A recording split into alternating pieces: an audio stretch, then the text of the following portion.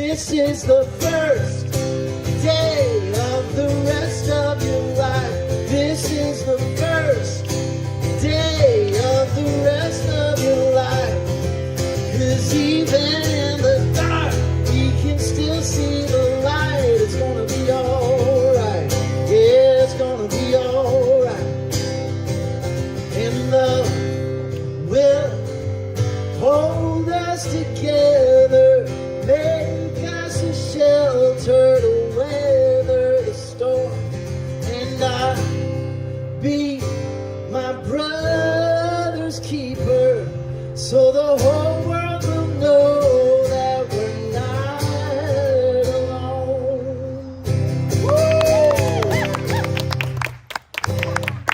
Hey friends, good to see you all here today.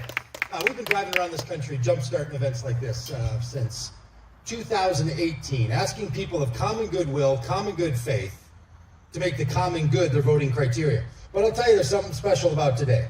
Not only are fantastic candidates, but this is the first event we're doing in front of this actual bus. We've had a number of them, but this baby just came into service with us 2 days ago, and this is our first live candidate event in front of the bus. So welcome, bus. And welcome all the way to the side of the bus. We're glad to have you. Now, you'd be surprised when you're driving around this country with a bus that says faith, hope, and love on it, and then you put up a candidate who's running for office as a Democrat, how many people feel confused? Happens all the time. Because a lot of people in this country have been told over and over that if you're truly a Christian, then you can only vote for a Republican. Now, a few people are in situations where they're told you can only vote for a Democrat, but most people I've had the privilege of knowing have been told you can only vote for a Republican and maintain your faith. And we're here to remind you that has never been true. It's not true today, and it's not going to be true tomorrow. And we're going to ask people of common good faith to join with people of all other ranks, all other beliefs, and no beliefs at all, to join in electing candidates who care about the common good. And that's what we're going to experience today with JD and with Danielle. So we're very excited that you're here. That's an applause line. That's my Jeb Bush moment. That's my Jeb Bush, please clap for that. That's what we're doing out here. So we're ready to encourage these candidates. We're also ready to encourage voters. Because we all know people who feel stuck. Now look, we can spend a lot of time talking about the top of the ticket. We've been doing it since 2018. That old Donald Trump says all kinds of things that just don't sit well with our souls. There's things he's up to, things he's saying, things he's doing, which are really harmful. I feel like we already lived through 4 years of what a Donald Trump administration would look like, and I don't want us to go back. We have a nice little shirt over there that borrows a line that says, we're not going back if we can do anything about it. So we don't want to go back to that. We can spend all day reminding you about Donald Trump, the stuff that he says. We could remind you about the things that he says about other Republicans. We could remind you about the things he says about other Americans. We could remind you about the things he says about other people in other places in the world. We could remind you that he believes that Haitians are eating people's pets. This is a man who has no business with the power of the presidency. But look, we're not going to spend all day telling you about Donald Trump. The man is like a self-cleaning oven. He does all the work for you. So we don't have to stand here and explain to you the problem with Donald Trump. You see it because he's willing to share it with you. And we're frankly not even here to remind you how incompetent and unable to lead this country that man is. We're here to remind you how good you are. And we want you to remind your neighbors how good they are. Because when it really comes down to it, voting is not only about the candidate that we pick. Voting for a lot of people feels like a reflection on themselves. And there are a lot of people who've said, I've always voted Republican my whole life.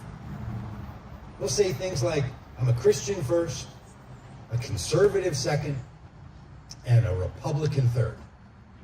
You know any people like that? Yeah, we all know people like that. You know what I like to say to my friends like that?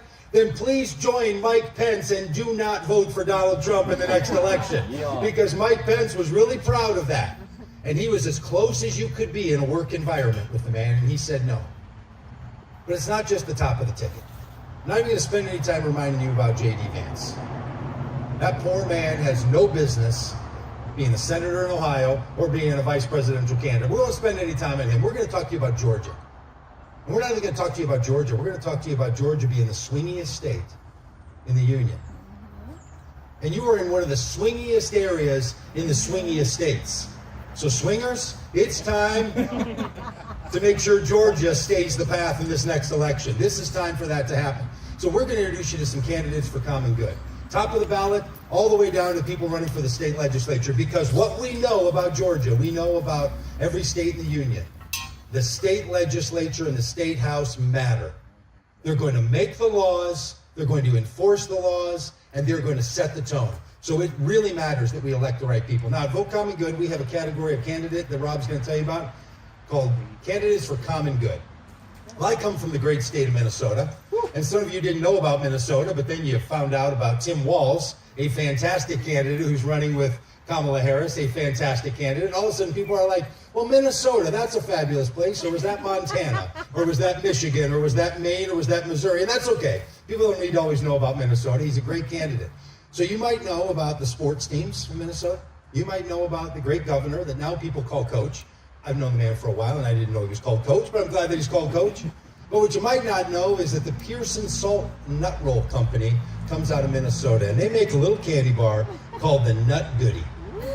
I'll tell you, if you've ever enjoyed a chocolate caramel covered peanut cluster in your life, you're going to love one of these. So to each of our candidates here, our common good candidates, we have a little goodie for you. A little nut goodie. Now, I've been trying to push the nut goodie on our political organizer, Rob Ryerson, for a couple of years now, and I finally got him to give in by not telling him I was going to do that. So for each one of these, each pocket is full of a nut goodie for each one of you. So we're glad that you're running. We hope that you have a sweet race. We hope you get someday when you need a little something sweet and a little something salty and a little something tasty, you're going to dig down deep and make that your campaign. Because you know what people love? They love something a little sweet, so be good to the voters. They love something a little salty, so don't give up on them. Always lean in. And they love something tasty. So would you lean in and give them something tasty here? Rob, this is Rob Ryerson. He's our political organizer, and he's going to interview you about all this stuff. And he'll be all right, candidates, you come to the back, and I will deliver to you the nut goodie. Oh, my goodness sakes. Wow. He's just been dying to do that for many states. Hey, listen, let me tell you a couple of things. Things that I've kind of realized, things that I've learned. One of those is, as we travel around the country, have the chance to talk with folks, chance to get a sense of kind of what's going on. And I want to encourage you that the excitement and the energy that you are feeling now about this election, that's happening all over the country. Yes, it is. There's some folks that have that sense of like, I don't know, like, I'm not sure if everybody else feels this way. I'm not sure, I don't know, maybe it's just me. I don't want to get my hopes up too much. I don't want to be disappointed. I don't want to feel like I did on Election Day 2016 again. All of that stuff. I just want to encourage you that thing that you're feeling, people are feeling that way all over the country. In Pennsylvania, Michigan, Wisconsin, Arizona, and states like Arkansas, where I'm from. It reminds me a little bit of the movie Monsters, Inc. Do you remember Monsters, Inc.? Yeah, totally. Great movie. It's Monsters, Inc. Basic idea is that there is like a big evil corporation that wants to power things, and the way they power their endeavors is by scaring the kids. And so they employ monsters that scare the kids, and this big evil corporation turns the fear into energy, turns the fear into power. And there's, so they go through this whole process of training new monsters to be a part of this endeavor. And there's one monster, Sully, who doesn't want to scare the kids. He wants to make the kids laugh. And they realize at one point near the end of the movie that when he makes the kids laugh, it actually produces more power than the fear does. We've lived with a lot of fear in our politics. That's one of the good honks. We can tell the good honks from the bad honks. That's a good honk. We've lived with a lot of fear in our politics that has powered a lot of what our political conversation's been around our country. I think we're learning right now, we're waking up to the realization that joy laughter, optimism is much more powerful. Faith, hope, love, much more powerful than the fear. And it's not just you feeling that way. There's people all over the country that feel that way. And a big part of that is because we've got great candidates. It's really amazing what an exciting candidate can do for people. And so I want to give you the opportunity to hear from a couple of those great candidates. Candidates for common good. Candidates that have said that, hey, listen, when I get elected, I'm going to use the common good as my governing criteria. It's going to be the thing that matters to me most.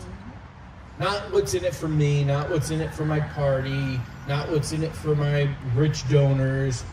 I'm going to do what's best for everybody as much as I possibly can. And we have hundreds of candidates for common good around the country.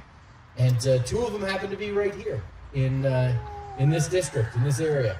And so first up, running for the state senate, J.D. Jordan. J.D., come on up and tell us a little bit about yourself and your campaign and why you're in this thing. Well, hey everybody. This is actually a bit surreal. The first time I ever spoke anywhere as a candidate was on this lawn at a Cherokee County Democrat event a little over a year ago. But part of why I'm really excited to have been endorsed by Vote Common Good. Many of you know that I am myself an atheist, and when we first spoke, that was something I was nervous about. I didn't want it to be, I didn't want it to look like I was trying to take advantage of something. I didn't want to be disingenuous, but I do have very observant religious children, and I encourage them in that. If it's what they want, and if it's what they need, and if that's what the choice they make for themselves, then that's the choice that I'm going to support for them. And I think there's something in that, not to brag on my own parenting too much, right? But that I think we could benefit from at the government level as well, which is we live in a pluralistic society where there's lots of different ways to think, and there's lots of different ways to feel, and there's lots of different ways to believe. And it's not the place for the government to say that any one of those ways is right or wrong over the other. I think often, I have a graduate degree in history, and I really enjoy philosophy, and I often think of these two quotes, one of which you guys will know well and one of which maybe you won't. And the first is from the Stoic philosopher Epictetus, who reminds us that we are each and only ever responsible for ourselves, right? We cannot control what other people do. You can't control the past, you can't control the future. You can only control yourself right now. It's very zen, right? And then the other is, of course, from Matthew, where Christ tells us that we should treat others as we would like to be treated ourselves. And I think there's a guiding principle for government right there, which is to acknowledge that we are each only given a very finite scope of control, and within that very finite scope of control, we should treat people the way that they should be treated, right, in the way that we want to be treated. And so if I could close something, I actually was driving over this morning and I was thinking about the last time I was at a church, which is not that long ago, actually. As a candidate, you get to go to visit churches. And my political director for my campaign, Noel Heatherland, who's a really spectacular person, they and I went and visited a Lutheran evangelical church down in Atlanta, and they said something that has stuck in my brain since that day, which is there are people out in the world, politically and socially at every level, who hate people they have never met. And so if someone else can hate someone they've never met, I'd rather do the opposite and love people I've never met. And I think that's the first step in having that empathy that leads to being a good neighbor and hopefully being a pretty badass legislator. So thank you guys for coming out to Cherokee County and giving us a platform. And I know Danielle and I are both super thrilled to be in here. Yes. Fantastic. Thank you, JD. Listen, what happens in Georgia doesn't stay in Georgia. Do you know that? That's why state legislative races matter, because all across the country, state legislatures have become like laboratories for bad ideas. And that's why we need people like JD to be in the state Senate here in Georgia, and why we need Danielle Bell to be in the state house here in Georgia.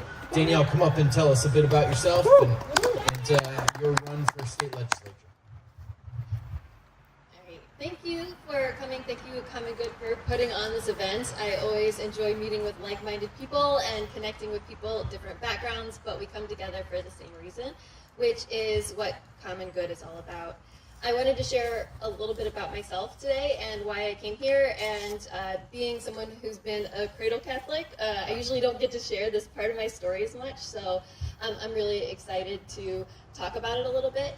I'm a social worker by background and trade, and so I went into my career, and in grad school they were like, don't expect to make a lot of money, just you're in it for your heart. And I took that and I ran with it. Of course I have to provide for my family, but I try to hold myself accountable to doing the right thing.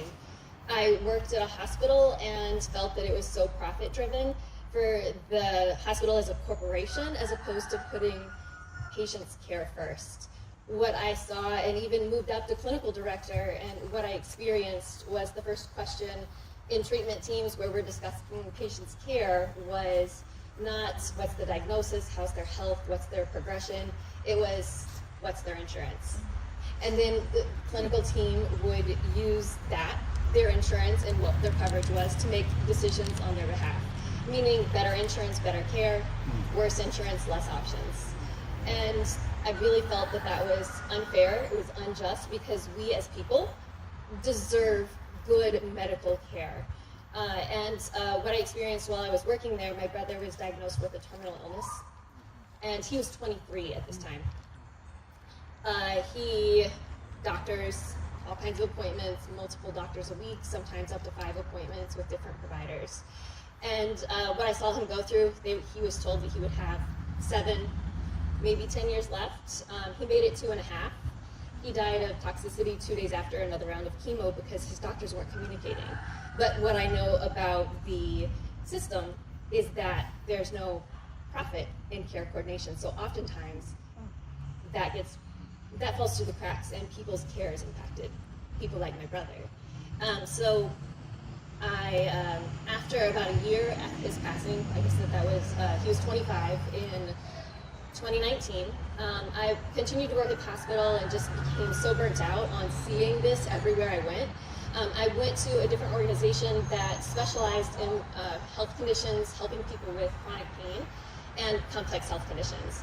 And I thought, this is my passion, this is my calling, and this is what I'm meant to do. I moved up in the organization and I helped write the manuals on how to treat the opioid epidemic. Doing research on what's driving it and how we can combat it by supporting people in our communities. And honestly, I said this recently and someone said everybody's known somebody who's been impacted by the opioid epidemic. And I think they meant it in a condescending way of like, well, you're not special. And I'm like, exactly, that's the point. Like, why? Why is this something that pharma greed is trumping over what we need as people in our homes and our families? So that was a lot of what I thought my calling and passion was. And as a startup, unfortunately, the company went under. And I found myself in prayer, like I thought that that's what I was supposed to do with myself. What's next? What's my path? What's my calling? And how can I help my community and have an impact? Because as a social worker, that's what drives me.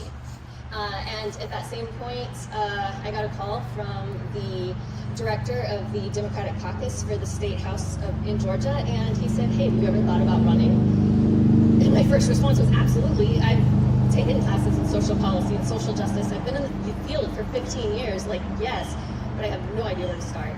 And I'm very fortunate that he also was a proponent of the common good, and he supported me with knowledge, information, resources, and connections with people that could help get me there.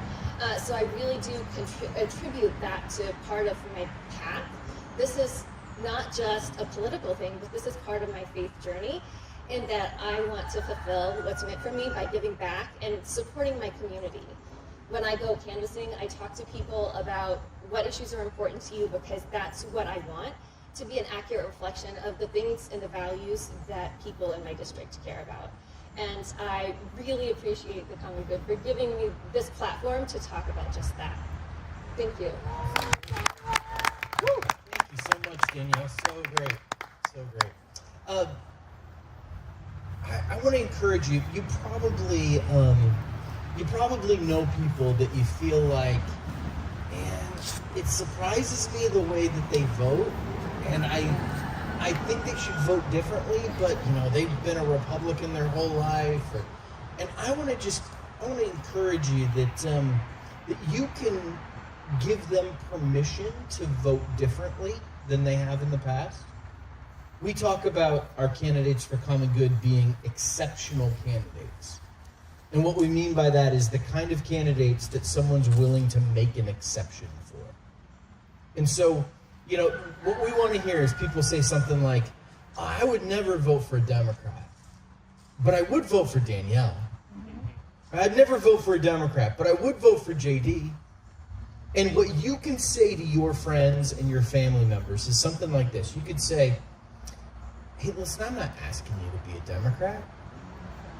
I'm asking you to vote for Danielle in this election. I'm not asking you to be a Democrat. I'm asking you to vote for JD in this election.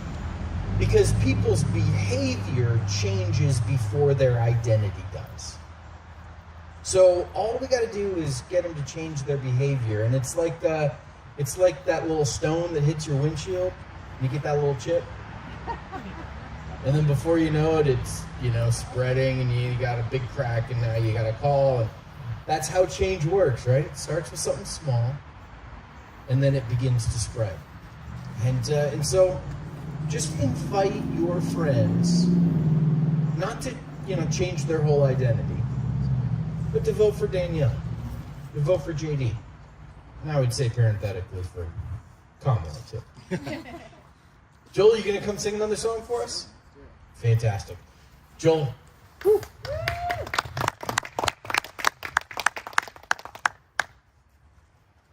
That's beautiful. Thank you for sharing your story, your heart.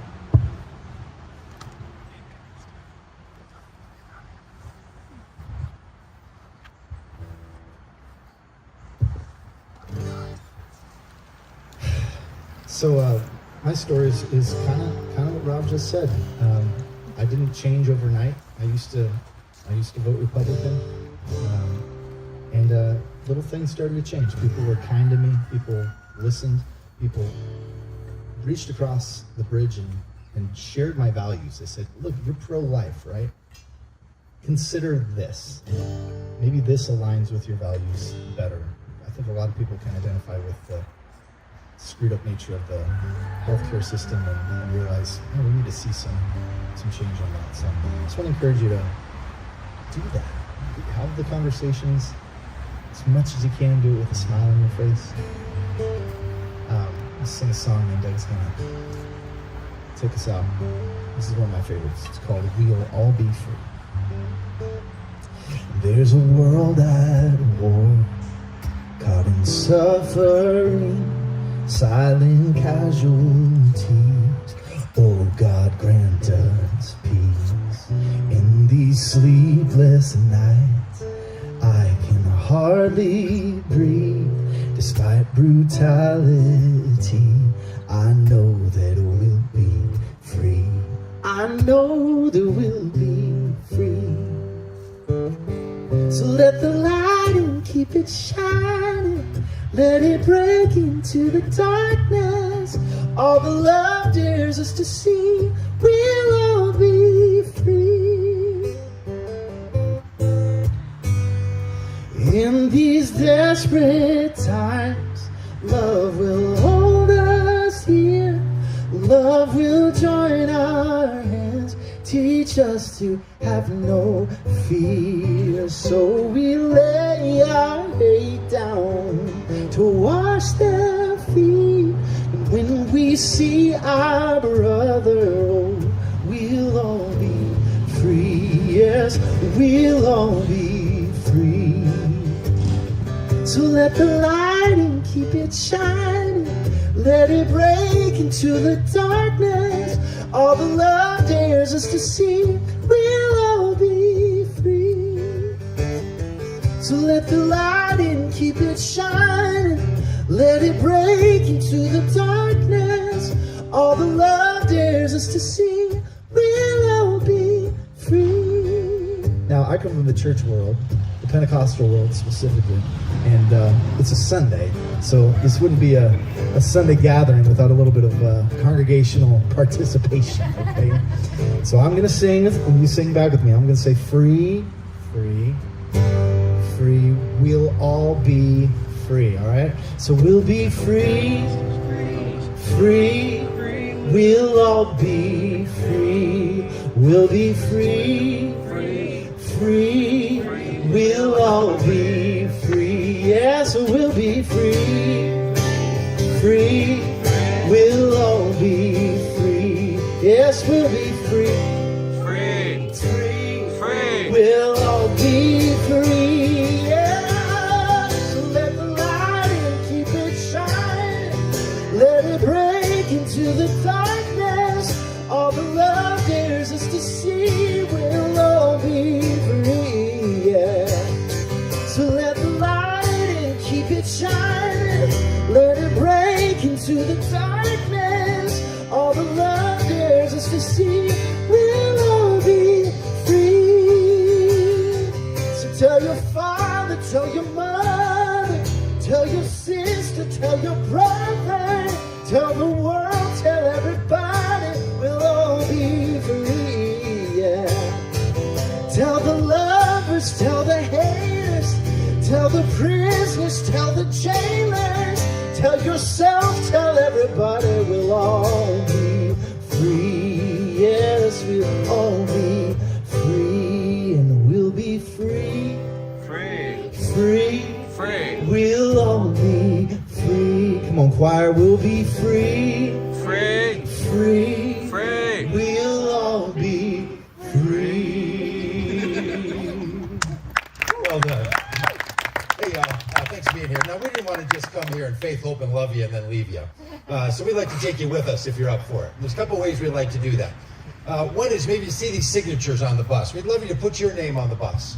We want you on that bus with us. Put your signature. Maybe you want to write a little note. Maybe you want to write a little salutation. The other side hasn't even been touched yet. These people just started signing this morning. So there's some fresh places for you.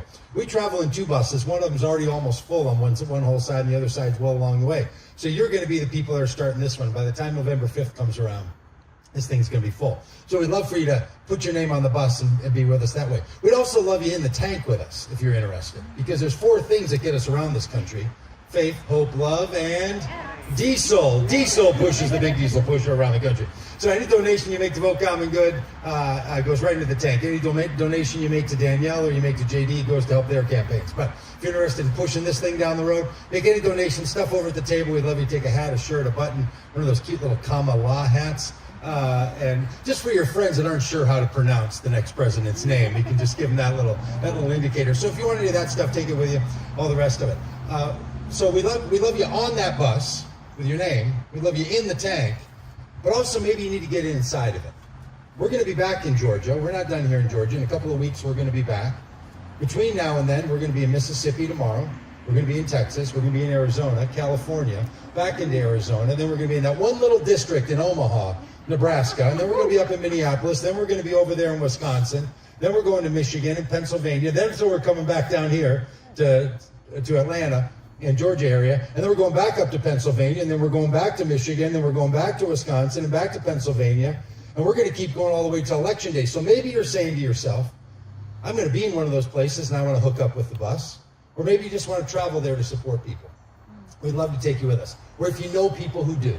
So follow us online, follow the people where we're going, the people that you know. Ask them to come and join us to meet other great candidates running for Senate, running for Congress, running for the legislatures. Hopefully they're going to meet somebody running for the President of these United States at a rally that we're doing. So we'd love for you to do that and invite them to join us. Feel like you're on the bus.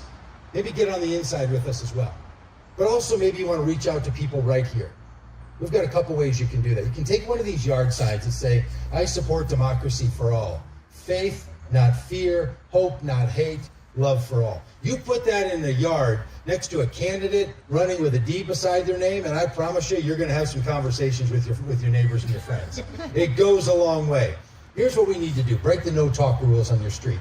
Break the no-talk rules in your family. Tell them we're not going to talk about this till the end of time, but this is election season. So for the next 30 days, maybe it's okay for us to talk about it.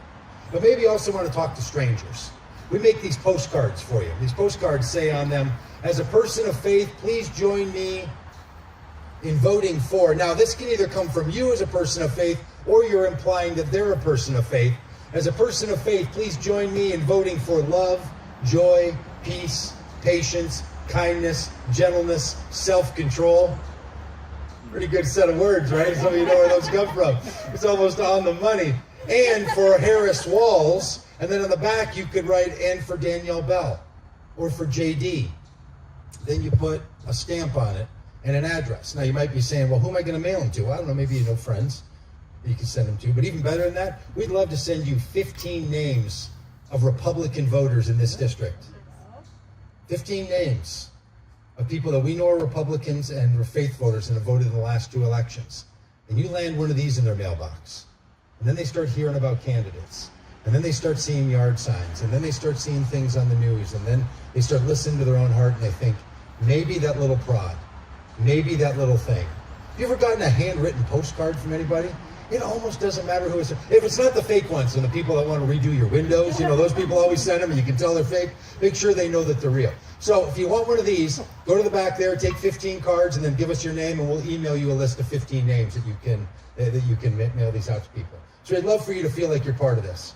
We feel like we're part of this effort. JD, Danielle, thank you for letting us be part of it. We'd like to be in your nut goody brigade, and we'd love to encourage you. We hope you feel like you're part of it. If you know people in Mississippi, that's where we're heading. Look at our schedule. Let them know we're coming, and please come and join us. And thanks so much for being here. And if you're yet to meet Danielle, please say hello. And if you already know JD, then be sure. Or if you don't know JD, then be sure to say hello to him too. So thanks so much for being here, and we're going to be hanging around for a little bit, and then we've got to drive all the way to Montgomery, Alabama tonight. So we've got stuff to do. So thanks for being with us today.